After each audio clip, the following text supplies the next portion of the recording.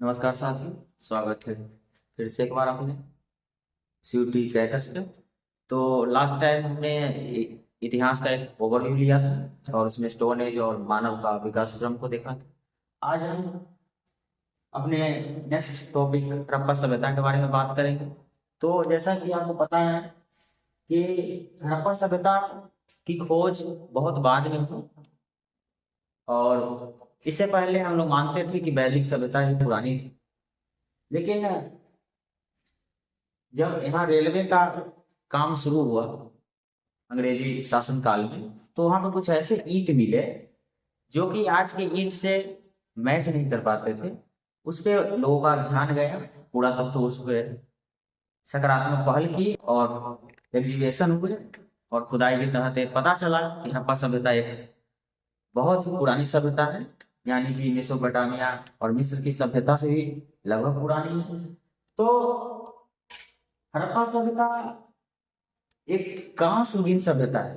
कांस्ययुगीन सभ्यता in the sense के वहां के लोग तो तांबा और तीन को मिला करके एक मिश्र धातु बनाते थे, यानी कांसा। तो यहाँ पे कांसे का बहुत ही प्रचलन था, महत्व था, इसलिए इसको कांसा सभ्यता के नाम से भी या कांस्ययुगीन सभ्यता के नाम से भी जाना जाता है। दूसरी चीज है कि यह एक विकसित सभ्यता। तो यहाँ विकसित होने का मतलब है कि नगर की संख्या अधिक होगी, तो इसलिए इसे नगरीय सभ्यता के नाम से भी जाना जाता है। और सिंधु घाटी की सभ्यता को हड़प्पा सभ्यता कहते हैं। हड़प्पा इसलिए कहते हैं क्योंकि सबसे पहला खोजा गया स्थल हड़प्पा ही है। और सिंधु घाटी इसलिए कहते हैं क्योंकि इस सभ्यता के अधिकांश जो नगर थे वो सिंधु घाटी एवं उसकी सहायक नदियों के तट के किनारे अवस्थित थे। अब हम थोड़ा सा बात करेंगे इनकी खोज। तो पता ही आप बता ही चुके हैं कि अंग्रेजी शासन काल में इस पे जोर शोर से खुदाई का कार्यक्रम उत्खनन हुआ। 1875 में जब एएसआई के डायरेक्टर बने अलेक्जेंडर कनिंघम, वहां से जॉन मार्शल के नेतृत्व में फिर आगे बढ़ी। तो हड़प्पा सभ्यता की जो प्रथम स्थल है हड़प्पा, जो कि रावी नदी के तट पे स्थित है। तो आपको जो भी महत्वपूर्ण स्थल है उसके किस नदी के तट पे स्थित है और उसकी अवस्थिति कहाँ है, लोकेशन कहाँ है, उसके बारे में थोड़ी सी जानकारी होनी चाहिए, क्योंकि यहाँ से मैच ऑफ द फ्लोइंग आ सकते हैं। तो हड़प्पा जो है रावी नदी के तट पे, जो कि पाकिस्तान में स्थित है। इनकी जो खोज है वो या उत्खनन दयाराम साहनी ने करवाई और यह 1921 ईस्वी में संपन्न हुआ। 1921 ईस्वी में इसकी पता लगा कि हड़प्पा एक नगर थी सभ्यता, जहां से आपको कुछ इंपॉर्टेंट फैक्ट्स याद रखने हैं। तो इंपॉर्टेंट फैक्ट्स में आपको है कि हड़प्पा सभ्यता से एक विशाल अन्नागार भी मिली है। अन्नागार ऐसे गोदाम होती थी जहां पे अन्न को सुरक्षित रखा जाता था, स्टोर करके, ताकि आने वाली जो संभावनाएं हैं अकाल की, तो आंतरिक महामारी की, इसे निपटने के लिए स्टोर किए जाते थे। उसके बाद स्त्री के गर्भ से निकलता हुआ पौधा, जिसको मृद मूर्ति बोलते हैं, वहां से इस चीज का प्रतीक है कि वहां के लोग जो है प्रकृति के काफी नजदीक थे, शहरी सभ्यता होने के बावजूद भी। तो इससे यह अनुमान लगाया जाता है। दूसरी जो है मोहनजोदड़ो है, जो कि अभी पाकिस्तान में स्थित है वर्तमान के। तो यह सिंधु नदी के किनारे स्थित है, इसको ध्यान रखिएगा। इसकी जो उत्खनन हुई वो रखाल दास बनर्जी यानी कि आर डी बनर्जी के नेतृत्व में 1922 ईस्वी में हुई। और यह हड़प्पा सभ्यता की सबसे बड़ी नगर है, यह सबसे बड़े साइट से स्थल है। इसके बाद इसमें जो है आपको जो महत्वपूर्ण चीजें याद रखनी है वो है कि यहाँ से बृहद स्नानागार यानी ग्रेट बाथ मिली है। और इसका ऐसा माना जाता है कि इस ग्रेट बाथ को धार्मिक अनुष्ठानों में प्रयोग के लिए वहां पर स्नान किया जाता था, प्रयोग में लाया जाता था। वहां से नर्तकी की एक कांस्य मूर्ति जो कि नृत्य मुद्रा में मिली है, क्योंकि हम लोग जानते हैं कि वहां पे लोग कॉपर और टीन को मिला करके कांसा बनाना जानते हैं। एक योगी है जो कि ध्यान मुद्रा में बैठे हैं, वो भी वहां से मिली है। तीसरा स्थल है लोथल।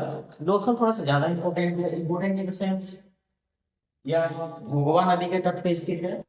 इसकी जो खुदाई है वो एस आर राव के द्वारा करवाई गई थी 1955 ईस्वी में। और यहाँ से हमें गोदीवारा मिले है। यह इस सभ्यता की एक बहुत बड़ी बंदरगाह स्थल भी रही है, जहां से आयात निर्यात किया जाता था। उसके बाद हम अगर अगले साइड की बात करें तो है कालीबंगा। और कालीबंगा का जो अर्थ होता है वो होता है काली रंग की चूड़िया। आपसे पूछा जा सकता है कालीबंगा का अर्थ क्या होता है? काली रंग की चूड़िया। और ये जो है घग्गर, इसको सरस्वती के नाम से भी जाना जाता है, तो ये राजस्थान में अवस्थित है, घग्गर नदी के तट पे। इनकी जो एग्जीबिशन हुई, खुदाई उत्खनन हुआ, वो B P Lal and B K Thapar के सह नेतृत्व में हुआ था। दोनों ने मिलकर इसको किया था, जो 1961 में जाकर के पूर्ण हुआ। यहाँ से आपको जूते हुए खेत का साक्ष्य मिलता है। इसे पता चलता है कि हड़प्पा सभ्यता के लोग खेतों को अच्छी तरह से जुताई करने का भी, यानी उसको फसल के लिए बोने के लिए अच्छे तरह से मिट्टी को तैयार करने की कला उनके पास थी, ज्ञान थी। राखी गड्ढे यानी कि घग्गर नदी या सरस्वती नदी के तट पे स्थित है। यहाँ से आपको सबसे बड़ा जो है संगम स्थल जो कि भारत में है मिलता है।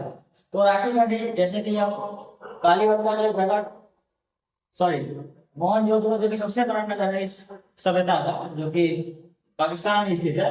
और राखी गड्ढे जो कि घग्गर या सरस्वती नदी के है, जो कि भारत में सबसे बड़ा संगम स्थल है। उसके बाद हम बात करें तो अगर हम बात करें राखी गड्ढे के बाद बनावली के, जो कि हरियाणा में स्थित है, और पक्की मिट्टी का हल हमें मिला है। तो याद रखिए पक्की मिट्टी का हल कहां से मिला है? बनावली, जो कि हरियाणा में स्थित है। उसके बाद महत्वपूर्ण स्थल रोपड़, जो कि पंजाब में स्थित है। यहाँ से मनुष्य के साथ जो है कुत्ते को दफनाए के जाने का साक्ष्य मिला है।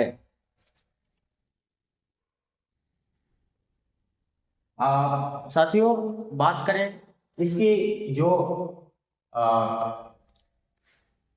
अवस्थिति है उसके बारे में थोड़ा सा यहाँ प्रश्न बन सकता है।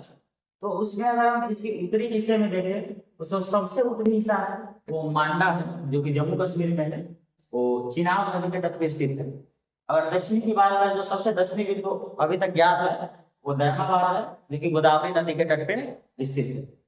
अगर हम सबसे पूर्वी ज्ञात स्थल की बात करें तो आलमगीरपुर है, जो कि मेरठ में उत्तर प्रदेश में है, जो इंडियन नदी के तट पर आए हुआ है। और जो सबसे पश्चिमी स्थल है वो सुक्का गेंडोर है, जो कि दास नदी के तट पे, यानी 10 नदी के तट पे किनारे स्थित। इसकी जो अगर हम मैप पे एक आकृति बनाए तो यह त्रिभुज के आकार में लगभग बनती है, इसलिए इनको त्रिभुजाकार आकृति के रूप में भी जाना जाता है।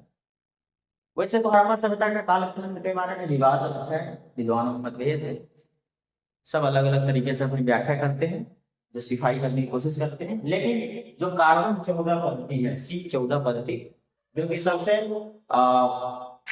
अच्छी एक्यूरेट मानी जाती है और सबसे विश्वसनीय मानी जाती है, उसके अनुसार इसका जो कालखंड है वो 2500 BC से 1750 BC मानी गई है। अगर हम इस फैक्ट्स के बाद थोड़ा सा सभ्यता को समझने की कोशिश करें तो एक सभ्यता बहुत ही विकसित सभ्यता थी। नगरों के इसमें काफी उच्च स्तर देखने को मिलते हैं।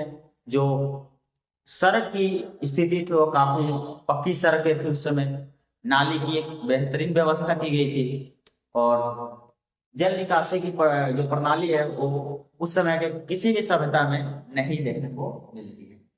समकोण पे सड़कें एक दूसरे को काटती थी। बेल डिजाइन और बेल स्ट्रक्चर यहाँ की व्यवस्थाएं थी। तो राजनीतिक जीवन की बात करें तो वहाँ राजतंत्र था, लोकतंत्र था, इसके बारे में विद्वानों में मतभेद है, लेकिन यह लगभग सहमति है कि वहाँ का जो शासन था वो सहभागिता मूलक थी, यानी सब उसमें भाग लेते थे। सामाजिक जीवन की बात करें तो समाज को वहाँ पे 4 भागों में बांटा गया है, जैसे कि पुजारी या योगी, उसके बाद योद्धा, उसके बाद व्यापारी और फिर श्रमिक। जो रहने का स्थान था उसको 2 भागों में बांटा गया है। एक जो ऊंचे टीले में रहते थे जिसको दुर्ग बोलते थे, जहाँ पे शासक वर्ग के लोग रहते थे, और नीचे जहाँ पे मजदूर, किसान और शिल्पी वगैरह रहते थे। धार्मिक जीवन की बात करें तो ये लोग प्रकृति पूजक थे। वृक्ष पूजा, जल पूजा, सर्प पूजा, मातृ देवी की पूजा यानी उर्वरता की देवी की पूजा ये लोग करते थे। और इन लोगों का जो मनोरंजन का साधन था सामाजिक जीवन में देखे तो ये लोग पासा खेलना, मुर्गे की लड़ाई देखना, और इसी तरह की जो जो प्राकृतिक तरीके से जीवन को आनंदित करने की चीजें थी वो यहाँ पे दिखाई पड़ती है। आर्थिक जीवन इनका बहुत उन्नत था, क्योंकि उस समय इनकी व्यापार दुनिया के अन्य सभ्यताओं, मिस्र की सभ्यता, मेसोपोटामिया की सभ्यताओं खास करके, यहाँ से इनका व्यापार होता था। इसमें मन के और भी चीजें जो वहां पे पहुंचाई जाती थी, आयात निर्यात किया जाता था। यहाँ जो सबसे बड़ी चीज है या इसकी विशिष्ट चीजें हैं वो है मोहरे, यानी कि यहाँ पे मोहरों का निर्माण किया गया था। मोहरे बनाई जाती थी खास करके चबूतरों में, और वहाँ पे मनके का भी, जो कि एक आभूषण निर्माण का केंद्र था, और जो भी सजने संवरने का जो एक एस्थेटिक ब्यूटी है उसको, जो भी प्राप्त चीजें हैं वो मनके और मोहरे और जो भी है वो सारे चबूतरों से मिलकर प्राप्त होते हैं।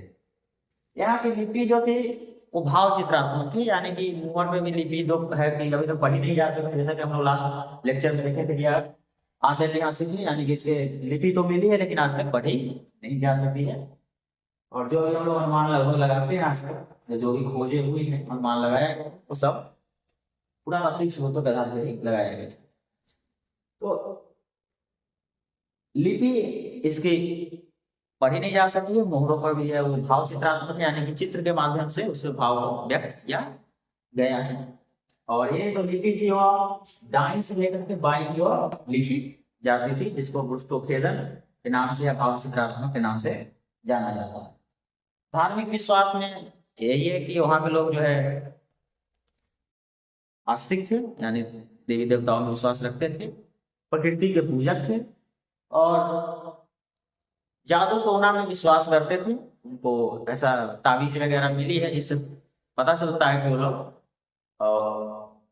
अलौकिक शक्ति के साथ साथ पारलौकिक शक्ति में भी विश्वास रखते थे, यानी पारलौकिक जीवन से उनका संपर्क था। तो हड़प्पा सभ्यता के संबंध में लगभग इतना है, और आपके क्वेश्चंस यही से आ सकते हैं, तो इसको एक बार देख लीजिएगा, अच्छे से समझ के नोट्स बना लीजिएगा, और जिस भी बुक से पढ़ रहे हैं कुछ फैक्ट्स जो आपको अच्छे लगे उनको और भी ऐड आप कर सकते हैं। तो मैंने ब्रीफली आपको आइडिया दे दिया है कि आपको हड़प्पा सभ्यता के अंतर्गत किस किस चीजों को ध्यान देना है, ज्यादा केयर करने की आवश्यकता है। तो आप उसके विभिन्न स्थल, उनके विभिन्न चीजें जो उत्खनन से प्राप्त हुई है, कहाँ से हुई, इसके बारे में डेट, और उनके सामाजिक, आर्थिक और राजनीतिक जीवन के बारे में थोड़ी सी जो बताया गया है उसको आप पढ़े और समझे। तो आज के लिए इतना ही। तो मैं अगले जो लेक्चर है उसमें हम वैदिक सभ्यता के साथ आप लोगों से मिलेंगे। तब तक के लिए आप लोग पढ़ते रहें, चैनल से जुड़े रहें।